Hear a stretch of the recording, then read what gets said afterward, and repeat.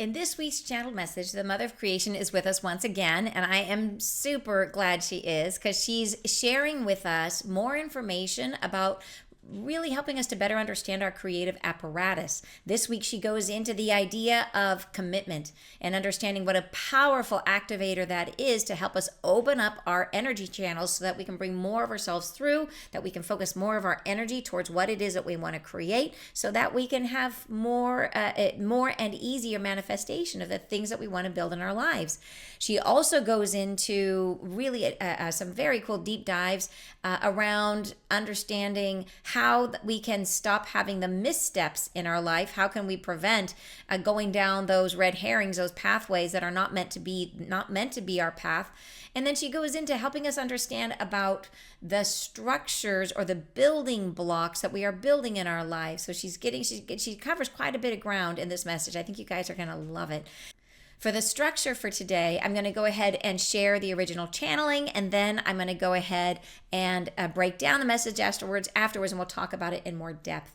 So in the meantime, welcome back to my channel, you guys. I am so glad you are here. Thank you so much for joining me. And for those of you who are new, my name is Ann Tucker. I am a trance channel. I channel from usually the angelic realm, but now also I channel the Mother of Creation. And that is not just another term for God, that Mother of Creation was created by God. Mother created.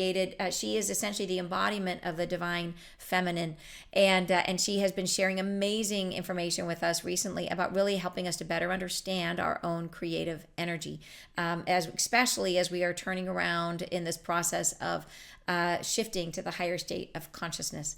So I wanted to also just celebrate with you guys for a moment that today is this week is the 1 year anniversary of my book that I published a year ago. And I just wanted to take a moment to thank you guys that as I published that book, I know I asked you guys for your support. I asked for reviews for the book, and you guys showed up like nobody's business. And I just want to say thank you so much that we've gotten loads of beautiful reviews on Amazon, and I'm just so glad that the book has gotten out there. And I just want to thank you so much for your support and how much you guys helped in that process. So thank you. And if you have not read my book, it is called What's Coming Next, and it is all about all of the events leading up that we're going through, some of which we're going through now and have been going through, but many which we are looking to happen in the near future, and breaking those down. And then also showing with each message, each transcript, it gives the QR code with the link to that message on YouTube. So you can have the transcript, you can read what the angel said, and then you can jump right into the video and watch the video as well related to each one. So it's a pretty cool book. Those of you who haven't seen it yet, but really I just wanted to say and to let you guys know how much I appreciate you and your support. Thank you very, very much. So all right, if you guys are ready, let's go ahead and I'm going to share the original channeling, and then we'll break it down afterwards. So take a breath. And here we go. I am here with you once again. And we begin continuing always our conversation that we've been having about life, about yourselves, about this shift that you are undergoing. I wish to share with you about committing yourselves, commitment, the concept of commitment, and what it means as you are embarking on a great transition in life, as you are moving between things, one thing and another, from a lower state to a higher state of awareness about yourself and about your world, individually and as a collective consciousness. When you commit to something, you open yourself further than when you don't. You access deeper portals into your own conscious awareness. You free yourselves from limiting concerns. You open doorways that would otherwise remain closed. How does this happen, and why is it important? It happens by the way that you are opening your mind up to distributing your energy field in a way that is focused, allowing your field to point itself in one fluid pose, in one fluid direction. The stance of commitment is one within which you have no umbrella. You have no way out. You have only transported the wholeness of you and have left nothing behind. And within this state of conscious awareness, you become an open doorway yourself, and the fluidity of light that you carry moves freely. It is as if in the distributed state where non-commitment is present, where you are perforated with many conceptual ideas, none of which have found their way to the central point of your consciousness, none of which have been agreed upon by your entirety, by your entire being. In that state, doorways and portals are confusing. Doorways go nowhere. They're portals of thought, portals of energy that start and die off. And as the energy travels from the great source of your own abundance through you, it meets these mixed messages and takes many turns that often lead you astray, lead you into confusion. It can feel as if something speaks truth and then you find that it doesn't. It can feel as if something holds the charge of life, but it dies and cannot sustain you. And this is because the organic filter of your own concentration is divided. There are many parts of you trying to supply each of these propositions, and you are holding open many doors at once. Imagine if in your earth world you tried to do this. If you stood in a hallway and attempted to open several doors all at the same time, which all would close shut without your energy, and how you might run from one to the next and spread yourself too thin to accomplish anything. This same experience is what is happening in your conscious awareness when you have divested yourself into many fruitless endeavors, when you have chosen and not chosen, misunderstood or misdirected your energy field into several places. This occurs in your own consciousness. It occurs in the field of energy that makes up your wholeness. It is a divestiture of self into many parts at once. When you have formed within the blood, within the bones, within the very tissues of this orchestration of life, the sense of being committed to something, when the wholeness of you has incorporated this concept or appearance into the depth of your goal, of what you want to achieve, then you are committed and the fullness of you can appear. It is as if all doors open at once, as if all parts of you begin to concentrate on the same thing. It is sometimes challenging in a life to imagine what this might feel like. What might it be or become for you? Because so often people are driven to feel themselves pulled in several directions at the same time. It is, in fact, a rare occurrence for a human to feel themselves in the fullness of their own capacity, which is born from the process of opening that doorway, of becoming fully committed to the consecration of one idea, one pathway. What is the danger in this, and what is the folly, you may ask? How might I spread myself so wholly in one direction, only to have it fall away, not succeed? And in truth, I would offer that what dictates the prosperity of any choice is your commitment to it. What causes you to succeed is, in fact, the degree of your own energy field, which is committed to the process that you're undertaking. How much of yourself have you given to the goal you'd like to achieve? There are some things not worth doing, and this is truth. There are some things not worth achieving that are in angularity to the goals you set for this life, or which will drive you to some greater self understanding where failure was always the goal. Failure was the pathway to self understanding. And this sometimes is the case. Sometimes there are directions you commit yourself toward which do not come to fruition. This is always possible because of life, because of what you're actually pursuing. There is no objective on earth that supersedes your desire for self understanding. Therefore, all goals which you fabricate, which you absorb, which you take on or take home as part of your wholeness, are merely the structures you've created within which you are meant to experience yourself. They are merely fabricated for the purpose of your beingness.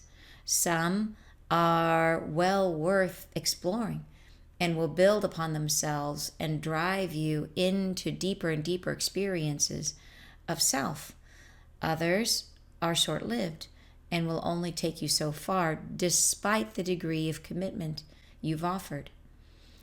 But when you've arrived into the fullness of concentration of self, once you have determined that you are ready to live to your fullest, that you are opening the self to the depth of experiencing your soul while incarnated, and you're offering this life to that experience of self, then those follies which guide you away from the truest experience of yourself will drop away.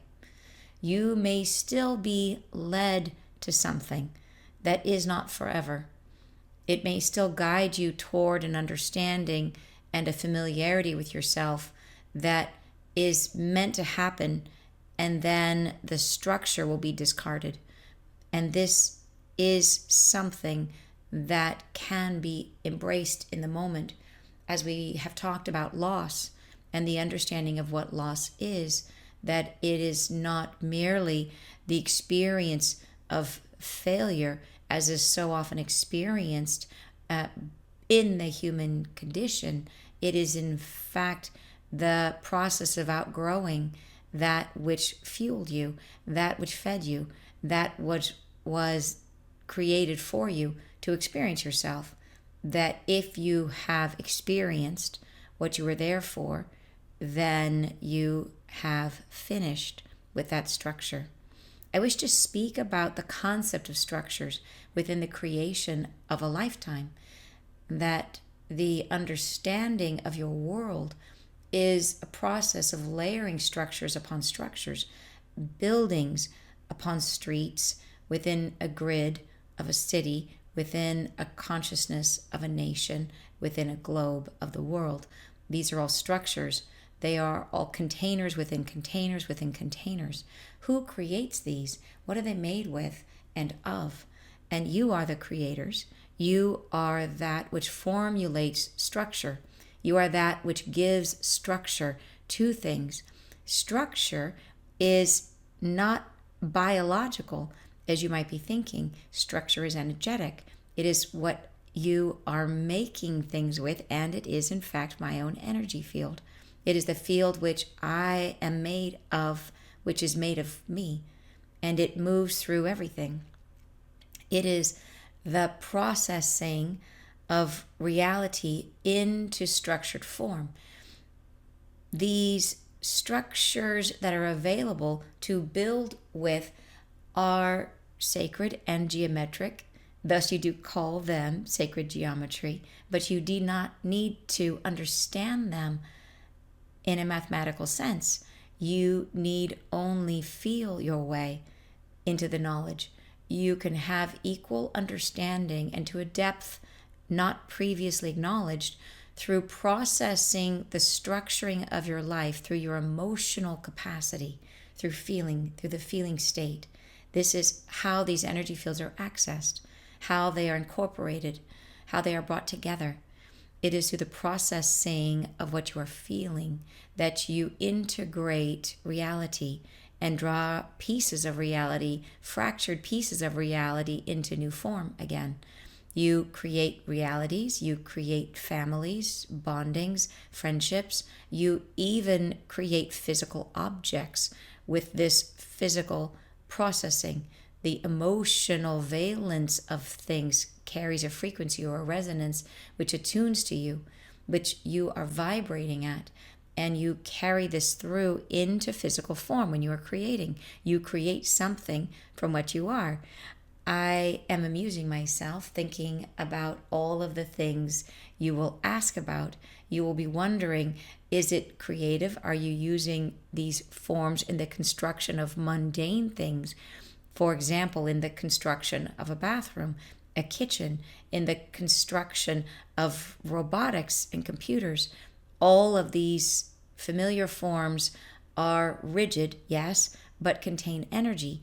And while they are, yes, built upon what you would consider to be mathematical concepts and understandings of relationships in a physical way on earth to be experienced in this third dimension reality, they are in fact energy, always energy.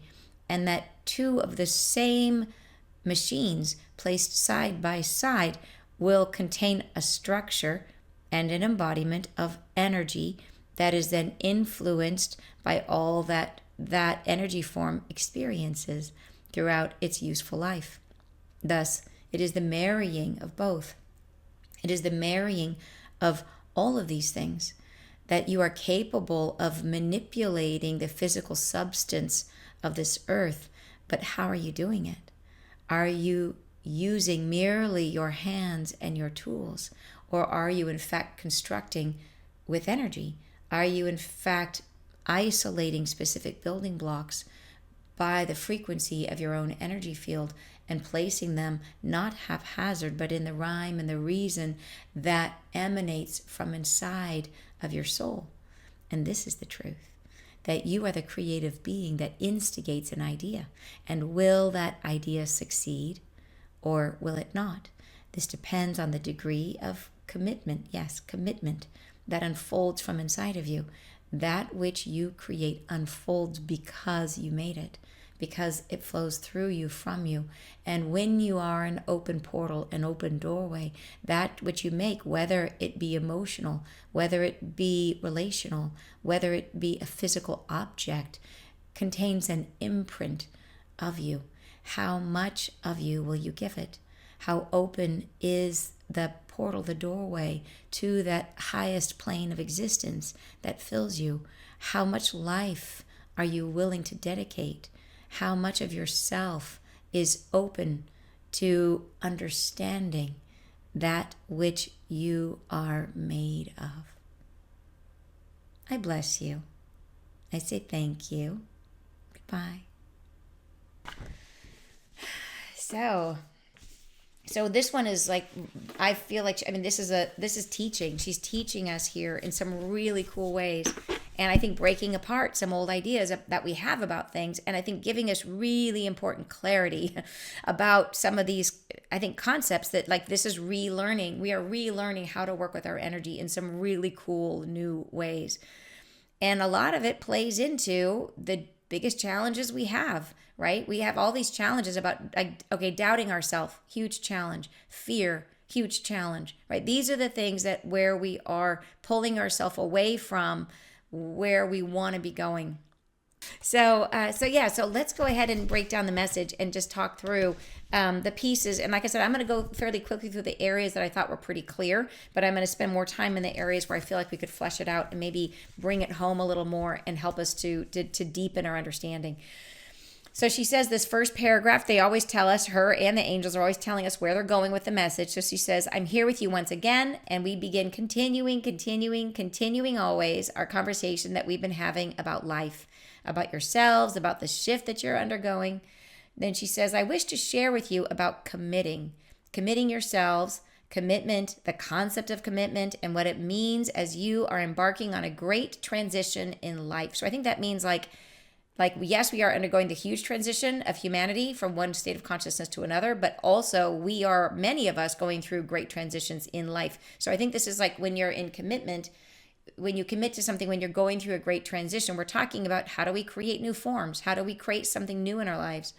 She says, as you are moving between things, one thing and another, or from a lower state to a higher state of awareness about yourself and about your world individually and as a collective. So this is a message that applies to us specifically as well as to the collective of humanity about this concept of commitment. All right, next paragraph. She says, when you commit to something, you open yourself further than when you don't. You access deeper portals into your own conscious awareness. You free yourselves from limiting concerns. You open doorways that would otherwise remain closed. How does this happen, and why is it important? And this is something I'm deeply steeped in because of the book I wrote about decision making, and I understand this concept of commitment as it relates to decisions. And she talks about it a bit in here. And so as she was reading this, I'm like, oh yes, it's like the first page or so is a reflection of some of the concepts I talked about in my first book, which is called Undoubtedly Awesome.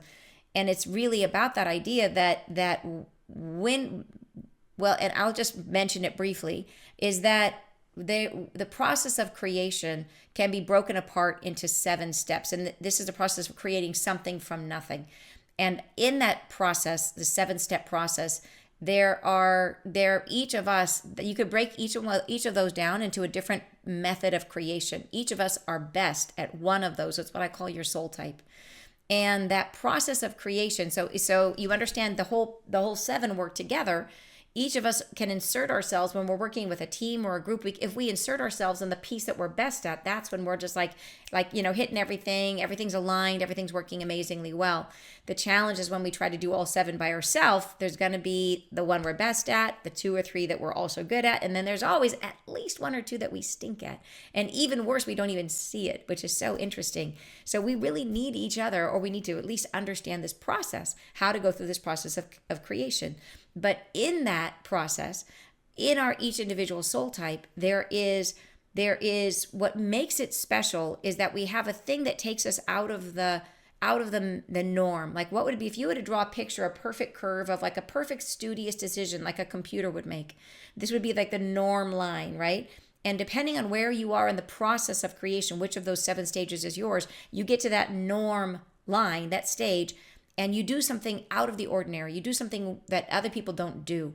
And it gives you a huge advantage. But it also, every time you step off the norm, every time you have an advantage, that advantage comes with an associated disadvantage. It's like whenever you have any extreme of anything, extremes mirror each other. And your strength, your greatest strength is also your greatest weakness.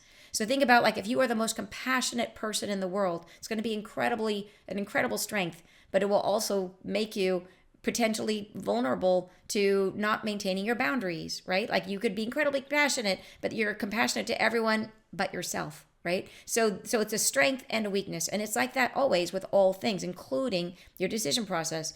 So this concept of commitment is what weaves all the way through this whole concept of decision making.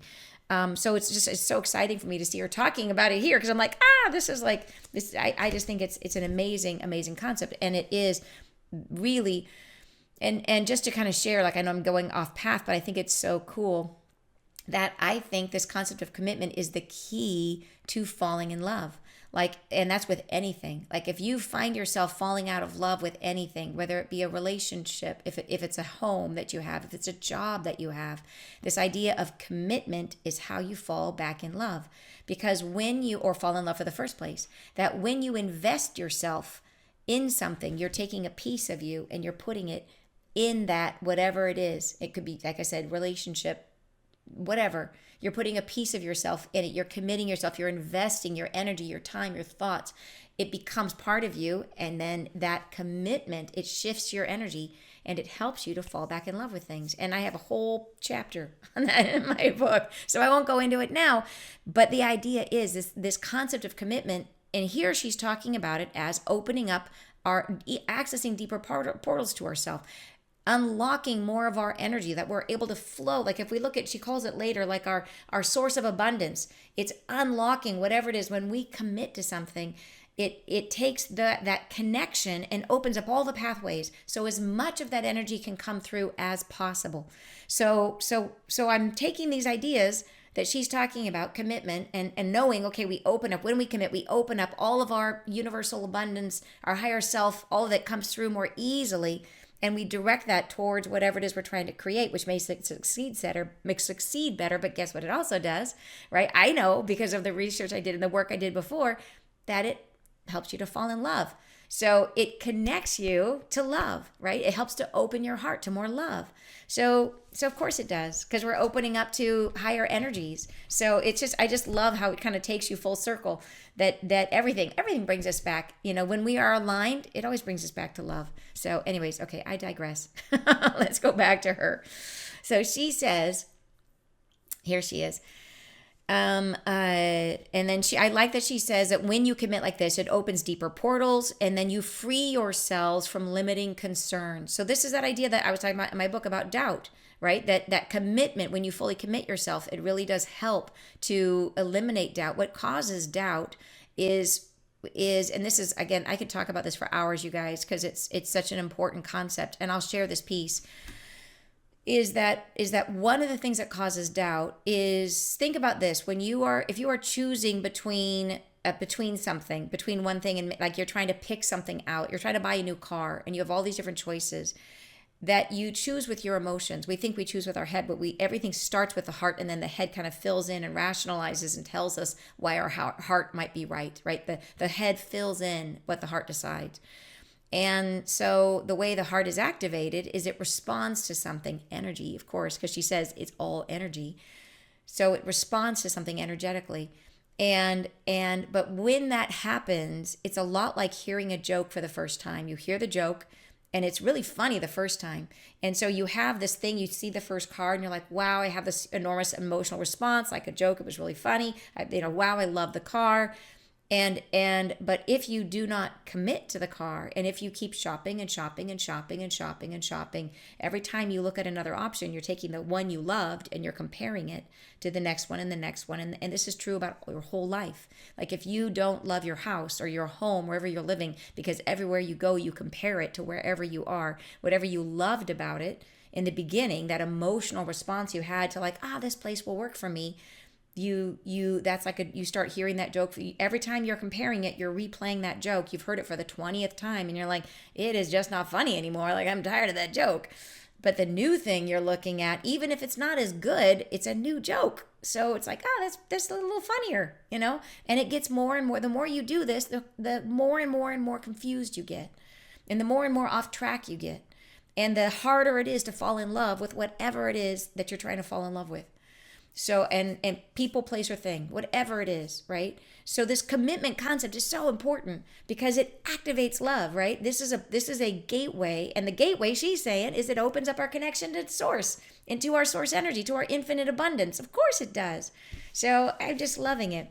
But this idea of commitment, yeah, it is. And then where does the doubt come? It's this concept that we don't commit, and it creates doubt. So. Yeah, and Anthony says, comparison is the thief of joy. Yes, that beautiful. Like, isn't it amazing when you see these little words of wisdom? So true. Thank you for that. So, okay, so next paragraph. She says, and then she says, well, how does this happen and why is it important? And she goes, it happens by and how the way that you are opening your mind up to distributing your energy field in a way that is focused, allowing your field to point itself in one fluid pose, one fluid direction.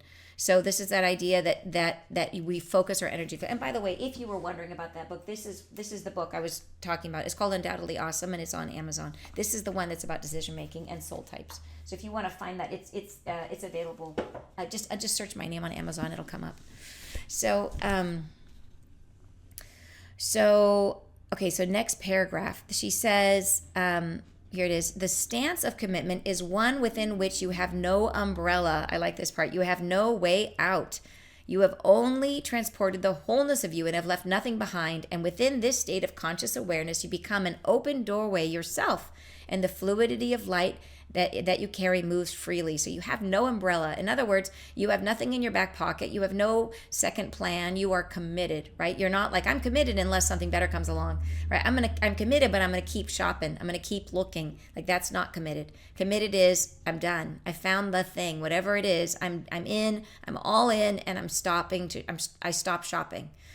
And there's no back door. There's no way out, right? That's key. The no umbrella, right? You're not preparing for the worst. You're like, nope, I'm in. Whatever this is, I'm in.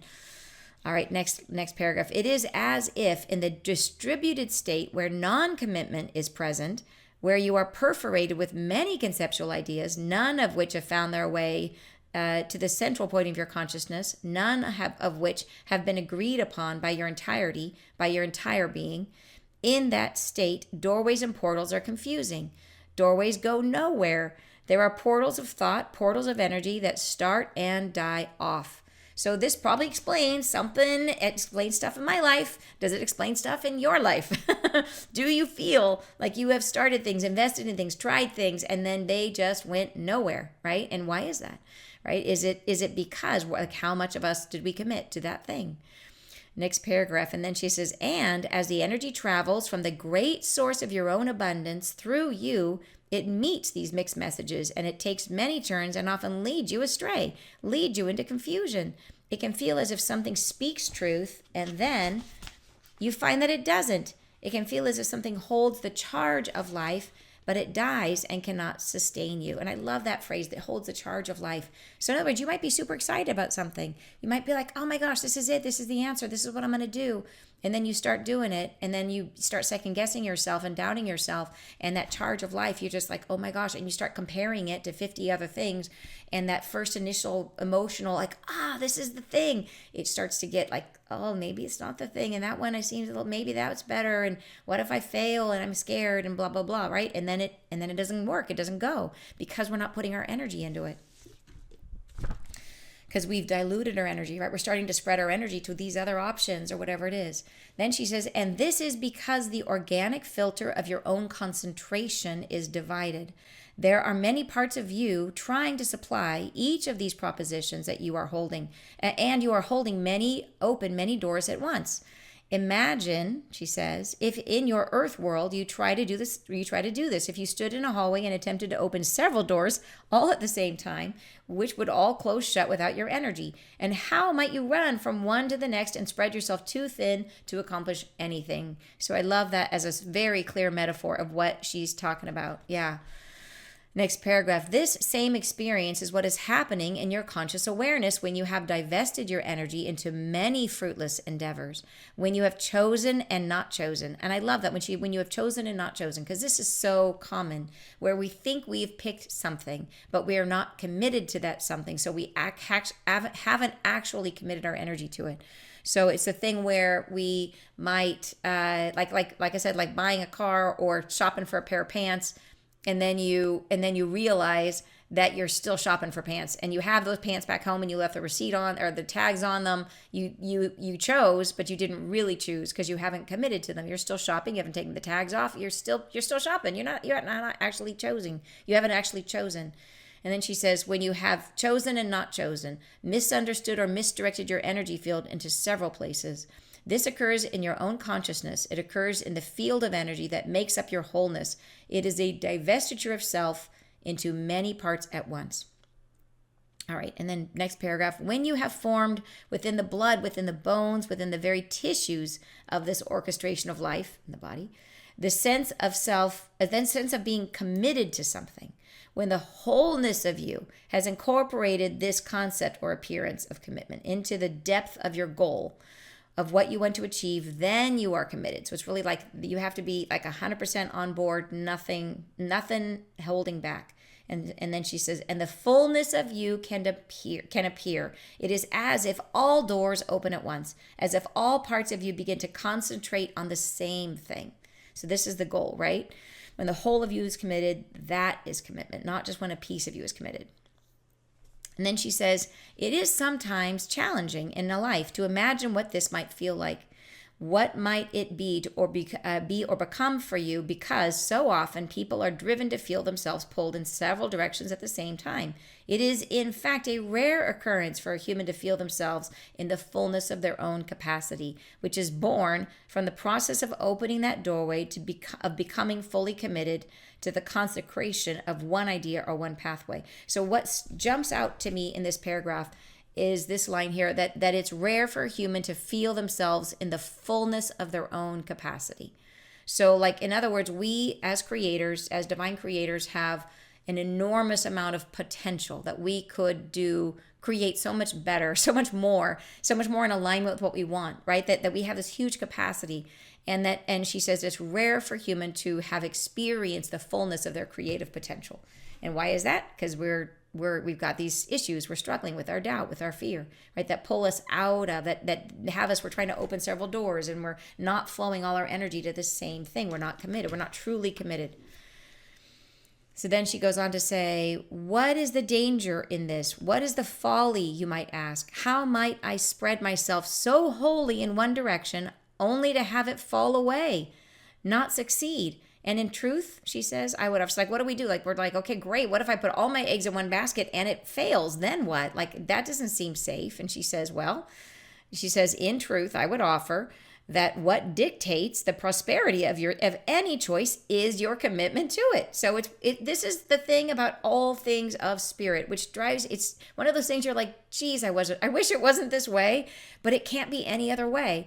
That there are so many things that would be so much easier if we saw what we wanted first and then we were able to believe it. You know, like, I will believe angels once I see angels, but what if we can't see angels until we believe angels?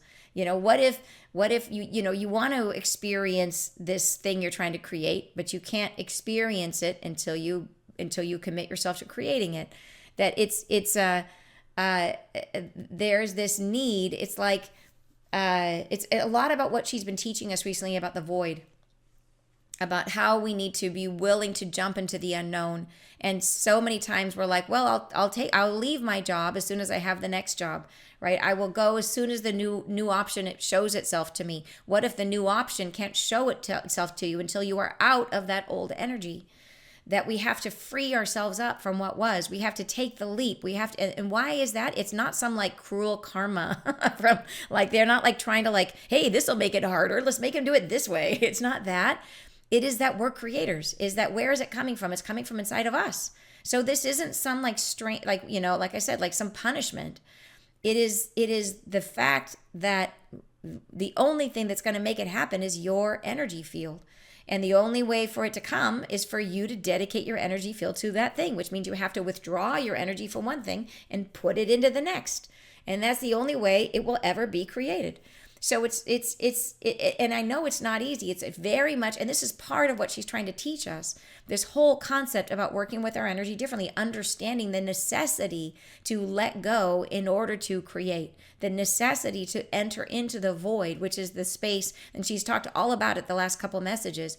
The void is the space where we are living in the now moment, where we are not carrying all of our baggage with us, right? It is the non-karmic experience of living only in the now. When we create from what was, we are taking all of our baggage and everything that was embroiled in what was, and we're just projecting it into our future.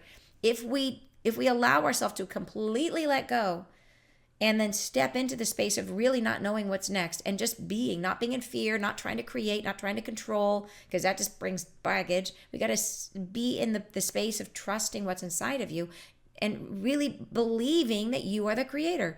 And if you believe in yourself, if you know that you are full of goodness, if you know that you are full of love, if you feel the compassion in your own heart, then you trust that you are going to create a reality that's compassionate to you. Right? That you're creating from now, not from the garbage that, that created the trauma in your life. You're creating from all the lessons you've learned and from the wisdom you've integrated and all the good stuff. But we have to believe in ourselves. We have to believe in the fact that we are the creator and that we really have the capacity to create something brand new for ourselves. If we have to free up the energy, withdraw our energy from what was, and sit in the stillness. And that is so uncomfortable for us because we have to sit in the stillness and feel good. That's what we got to do. And then it will start to bubble up. And then the next task is to be aware, to be watching, to be noticing any new thing, something maybe out of the blue, something you didn't expect could rise up as a new potential for you. So she's like I said, she's really trying very hard to show us, to teach us this new way of thinking about our energy.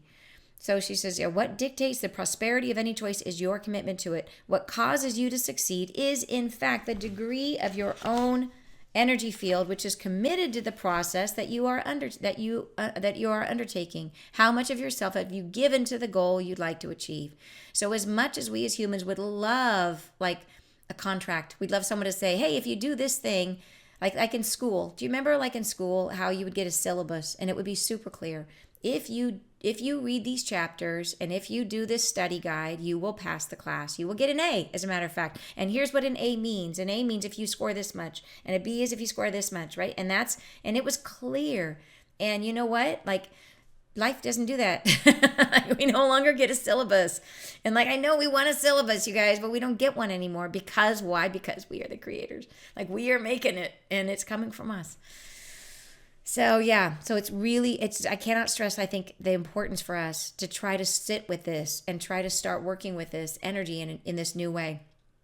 All right, so here she sort of shifts her topic, and she's starting to talk about in the second topic area, which is that not all things succeed. So here she goes. She says, there are some things not worth doing, and this is truth. There are some things not worth achieving that are in angularity to the goals you set for this life, or which will drive you to some greater self-understanding where failure was always the goal. Failure was the pathway to self-understanding.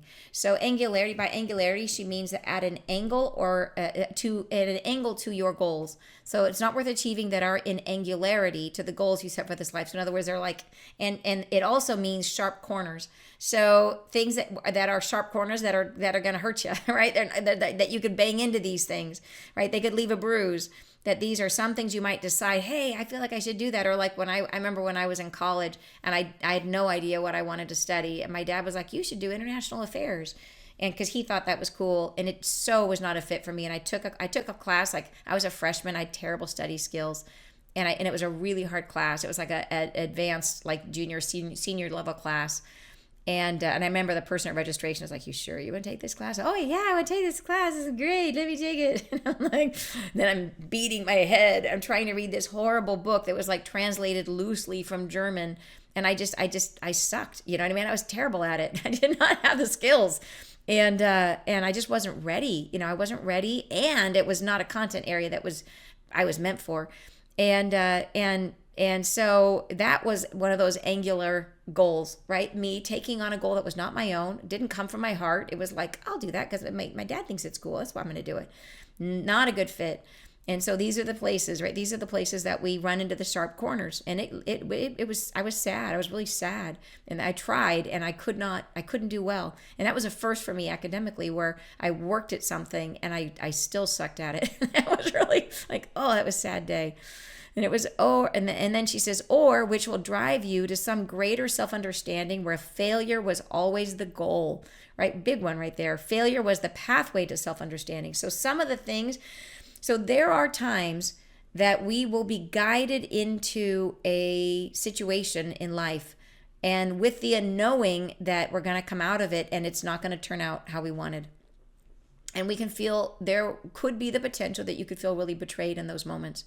And that has happened to me and it happened to me in the context of relationship where my guides were like, this is the relationship. This is the one. This is the one. They didn't ever say the one forever, right? They never lied. They never flat out lied, but they said, this is the one, you know? And then anytime throughout that relationship, whenever there was bumps or anything like that, I would get dreams, I would get messages, commit yourself, commit to this relationship. And so whenever there was bumps, I always assumed it was me because the dreams were like, commit yourself. I was like, it's my trust issues. You know what I mean? It's me. I must be, okay, the reason why I'm not, whatever we're having these bumps is because of so then I would double down and I would look at like, how am I not committing? How am I not investing myself? Like, how can I do this better?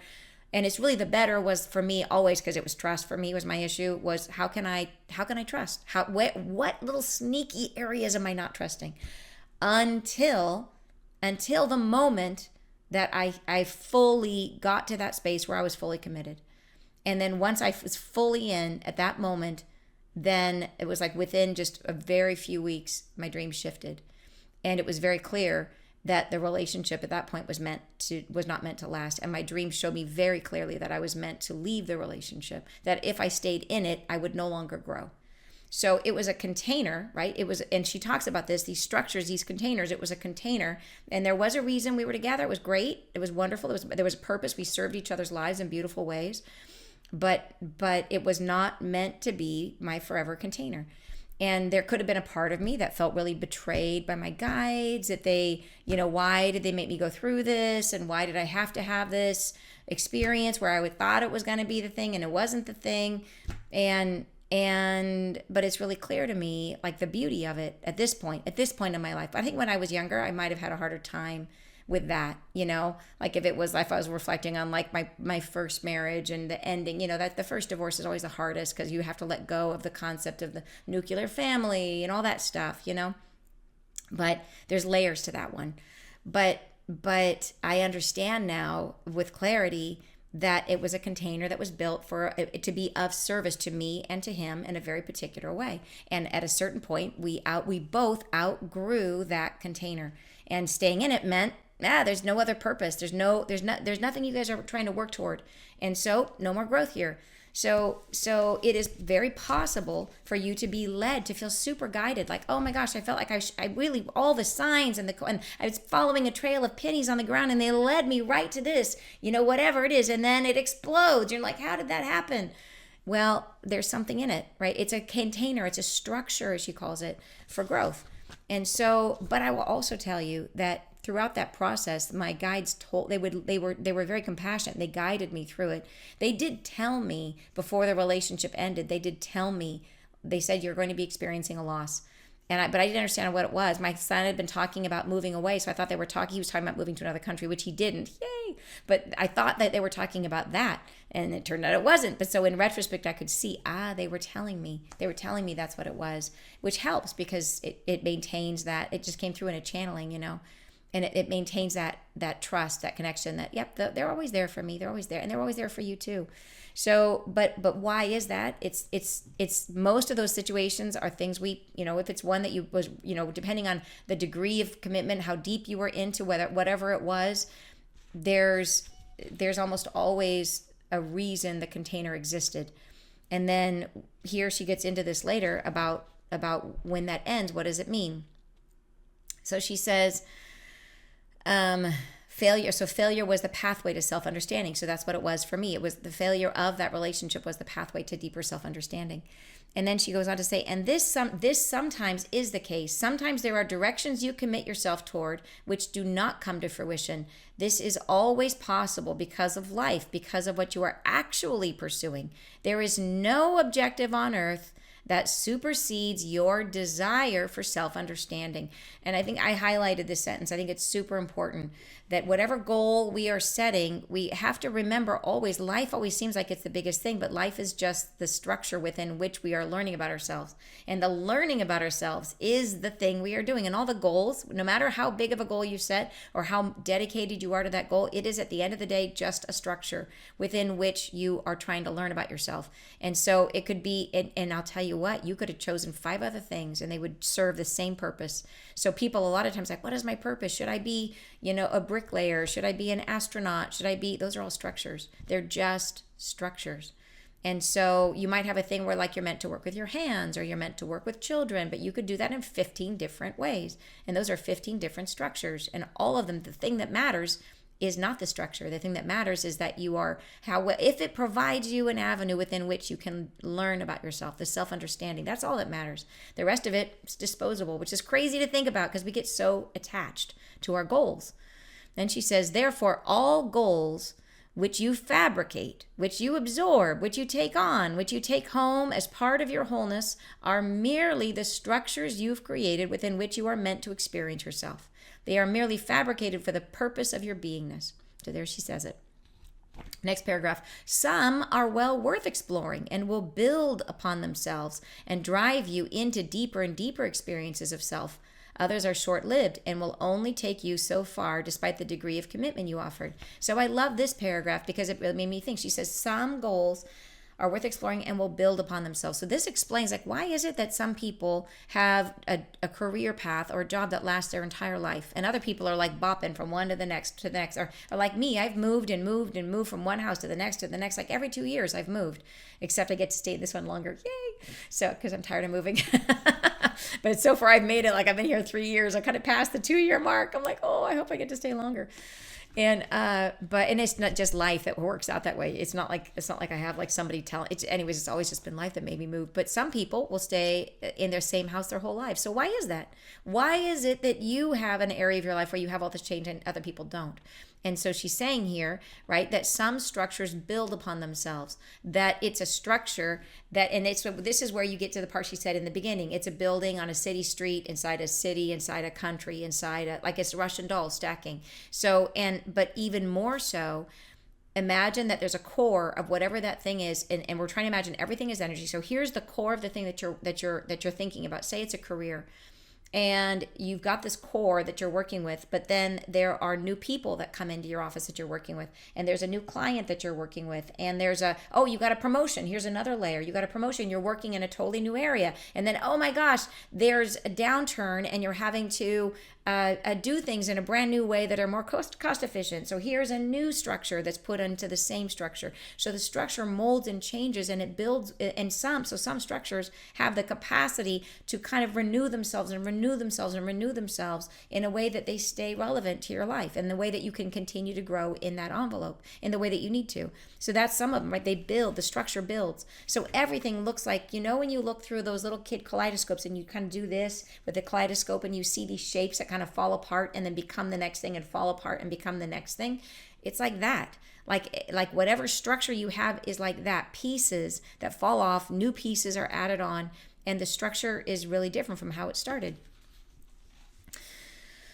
So, okay. So then she says, next paragraph, and I highlighted this one, was really important. But when you've arrived into the fullness of concentration of self, once you have determined that you are ready to live to your fullest, that you are opening the self to the depth of experience your soul, of experiencing your soul while incarnated, and you are offering this life to that experience of self, then those follies which guide you away from the truest experience of yourself will drop away. So this to me is speaking to, think about this, the idea of offering yourself. What does it look like when you have if you meet a dog and the dog rolls over and it exposes its underside and like it's communicating, I'm not a threat. Like you pet a dog, or if the dog meets another dog and the submissive dog will roll over on its back and kind of do this thing. He does that because he's exposing all of his vulnerability, right? His neck, his chest, all his organs. He's like, you can eat me if you want to. I'm not a threat. I'm being non-threatening. I want to be friends. It is this idea of opening yourself, of offering yourself, making yourself vulnerable to life. So what has to happen? So when we make ourselves vulnerable to life, then we will not have the follies. We won't have these terrible missteps, which we were never supposed to take, which are sometimes like the biggest bumps, right? Where they have to, whack us to get us back on track, where we go the wrong direction. So being vulnerable to life, how do you do that? That's talking about fear, right? So it is really the idea of letting go of fear. That if we can commit the fullness of ourselves to experiencing our life, we are making choices with the heart, and we are not making choices with the head. We're trying to not make choices to avoid things, because that's fear. We're trying to make choices to go move towards something. Rather than trying to move away from something, which is fear, we're trying to move towards something, which is joy. So when we get to this stage where we are able to set our fears aside and commit ourselves in a way that we're like, it doesn't matter if we're vulnerable because I trust myself as a creator and I know I'm only going to create joy. I'm leaning towards my joy and I'm not worried about what I'm going to get away from. I'm not worried about what's going to come out of left field and get me. I'm committing myself, right? I'm opening myself up like that dog saying, like, pet me. That dog is opening itself up to love, right? That's what the dog is opening itself up to. And so when we do that, when we're able to get to that state of energy, we will no longer have wrong steps. So to me, that's like a, right, here you go. Everyone's always saying, how do I know if I'm on the right path? Well, we have to get to this state where we're willing to fully commit ourselves to life without fear. And I know that's not easy. I will tell you, I had a dream about fear last night. And these days, if I have like even like a little thing I do, my guides are like so on me. If I do if I step out of line even a little bit, they're like, we saw that. And last night before I went to bed, I've been having this idea like that I thought it would be really amazing. Like I love where I live. I live out in the boonies, and you guys know I have a garden and I'm growing my own food and I love it. The one thing I miss is that sometimes like I wish I had like a little condo somewhere in town, especially one with a water view. Where I could spend a couple nights a week and then I could see friends and run my errands and I wouldn't have this commute back and forth. So if this has been in my mind, going to bed last night, before I went to bed, I opened up a real estate app and I was kind of looking at different condos and I found one that was really pretty, but it was on the ground floor, right? And I ruled it out because I'm like, oh, ground floor, that's scary. Like if you're on the ground floor, single female, like creepers can come in the windows, can come in the doors. And I thought that was my thought. And I thought, oh, beautiful condo, everything great, love it, love it, love it. Wouldn't buy it because of why? Because of my fear. So I go to bed and I dream about fear. And I dream that they're showing me, here I'm in my dream, and I'm in a place that's like a rental place in my dream, and I see a man, and I hear in my head, oh, stay still, there's somebody breaking in. I hear it in my head like telepathically or whatever. And then sure enough, somebody tries the door, and then a guy goes to next to the door and he's looking in the window. And I wake up, like this feeling in the dream, and I'm like, God darn it. There's my fear. And it's like, and I know it, they're showing me the fear. I have this fear. And it's not a big one. Like, it's not a major thing. But like, let's talk about fear. Like, and this gets to that thing I was talking about throwing yourself into the abyss. How do I heal that fear? It is not based on trauma. There was no sign of trauma in the dream. I've never had my house broken into, knock on wood. I've never had any kind of anything like that happen to me. So why am I afraid of it? Like, why would that make me scared? And it is conditioning, right? It's because the media shows us, or we see it in the real world. We see, oh my gosh, that person. And it's sometimes those things that seem like, even if it never happened to you, it takes up a larger than average portion of thought in your mind. But I will tell you, the fear of each person is unique. So, for example, some people are deathly afraid of certain types of like snakes or bugs or physical stuff. Like they'd be afraid to drive on the Autobahn, or they'd be like, you know what I mean? Like everybody's fear, depending on what it is that made a mark on them, is going to be different. And it just so happens, like when I was little, and I'm small. I'm a small person. And when I would go out when I was young, my dad, who was very sweet, very protective, but he would always tell me stories. You know that place you're going? So, girl, that looked just like you was attacked there last week. Be careful. Like, you sure you should be going to that place? And like, he meant well. He was being protective.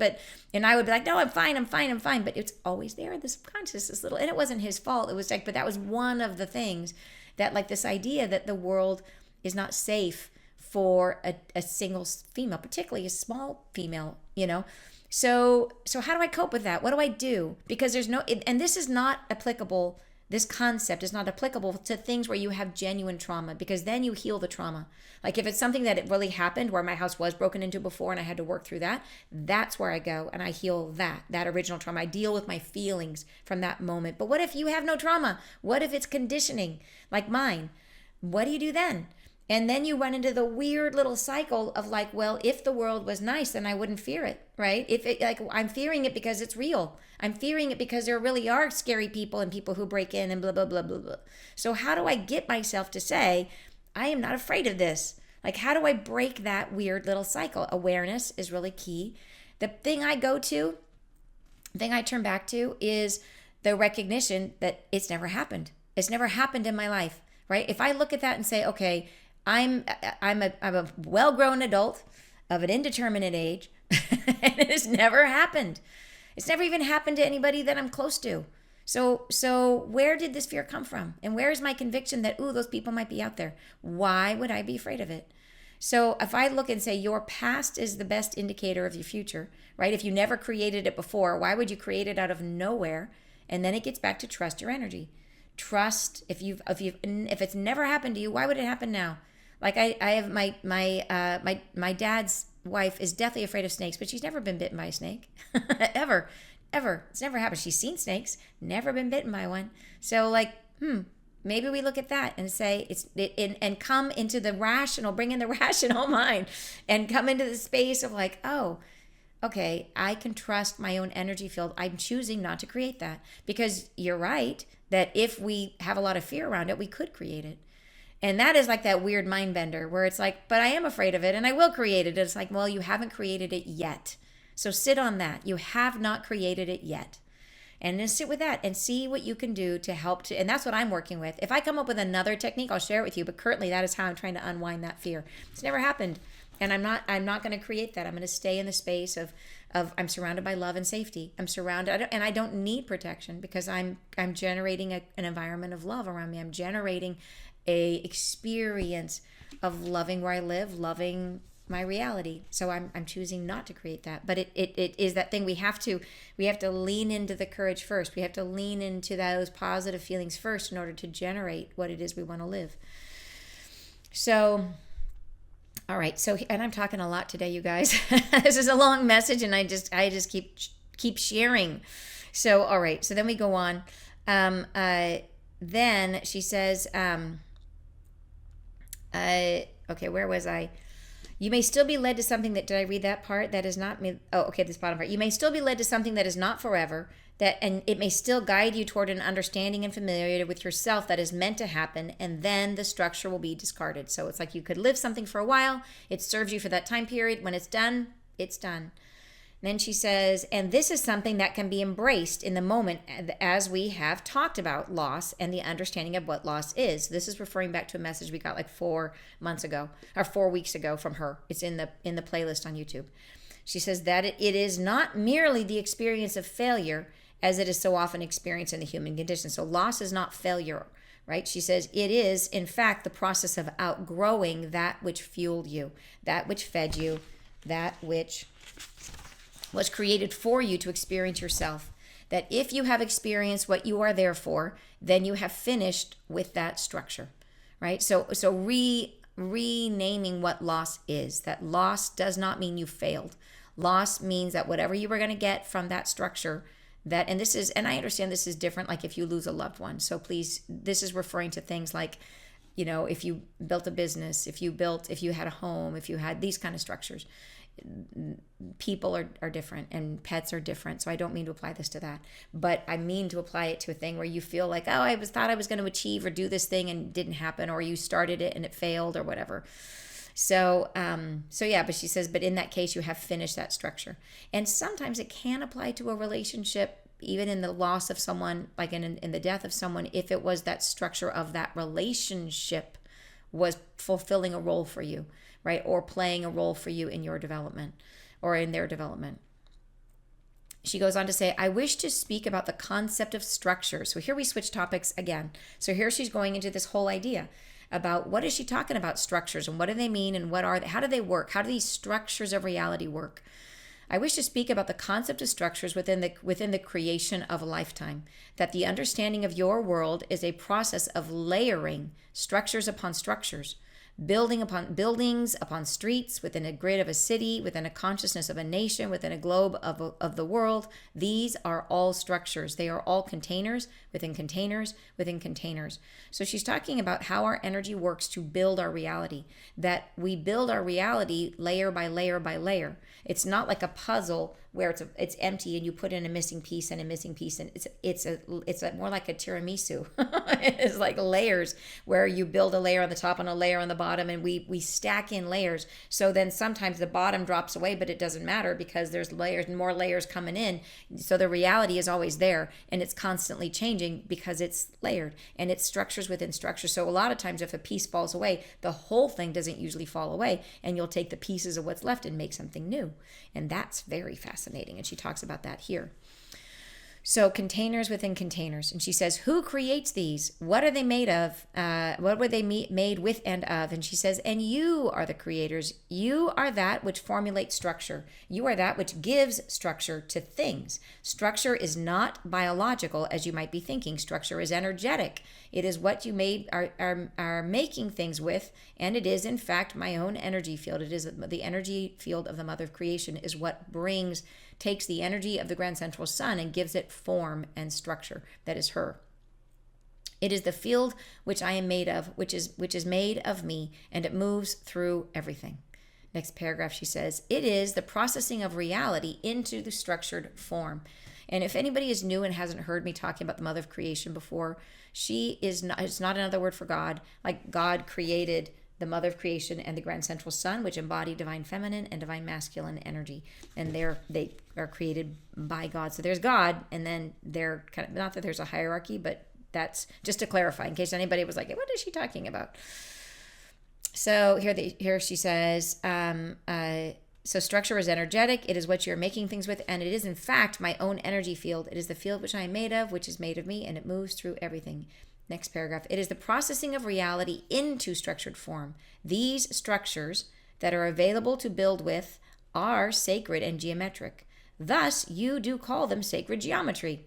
But you do not need to understand them in a mathematical sense. You need only feel your way into the knowledge.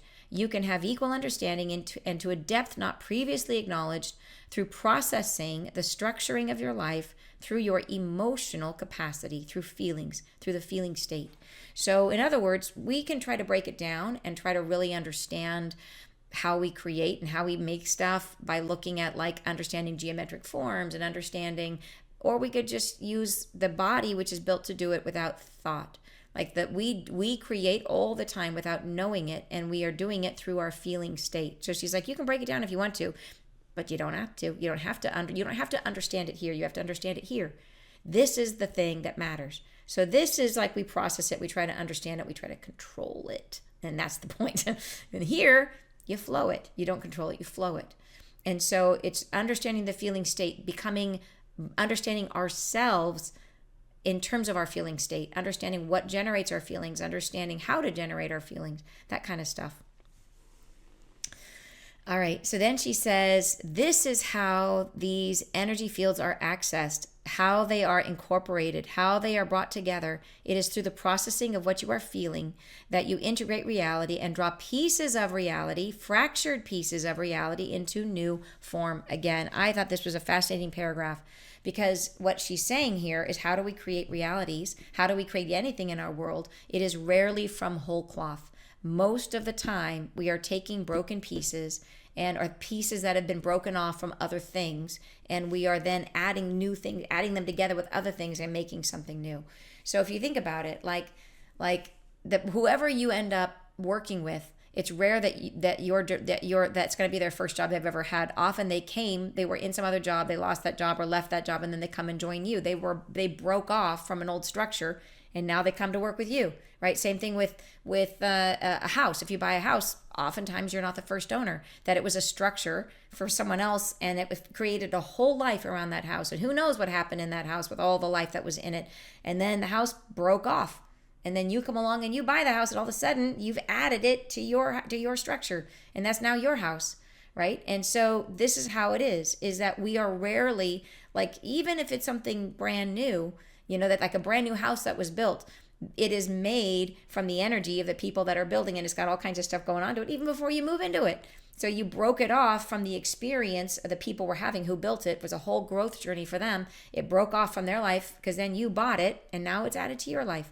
So this is the idea that we are creating or generating our reality usually by taking pieces that have broken off from other things and stitching them together in new ways and creating whatever it is, our reality. So our realities, there's this continuity that happens where the dog that used to be your dog now becomes my dog, and you know what I mean, the dog got lost and I found it and now it's in my structure, you know. So the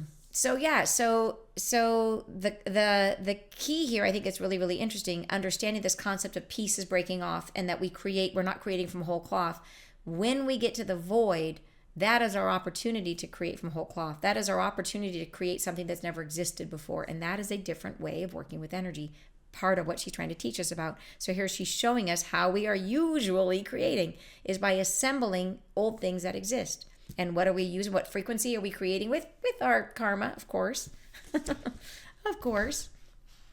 So then, next paragraph, she says, you create realities, you create families, bondings, friendships, you even create physical objects. With this physical processing, the emotional valence of things carries a frequency or resonance which attunes to you, which you are vibrating at. And you carry this through into physical form when you're creating. You create something from what you are. So even in physical stuff, your emotions are what's creating. Even though you're using your hands and you're making stuff, the energy that you're putting into it, the emotions that you're feeling, and your past and your trauma and all that, like it's coming out of you, whatever it is, you are imprinting it. Even if it's a thing that you are creating something that you're following the instructions, right? You're still putting energy into it. Even if it's something like you're assembling a table from IKEA, you're putting your energy into it, and it's going to have the energy of all the people along the line before it got to you, but you are certainly adding your energy to that soup when you put it together. So you're creating it from what you are. And the word valence, she said, the emotional valence of things carries a frequency or resonance which attunes to you.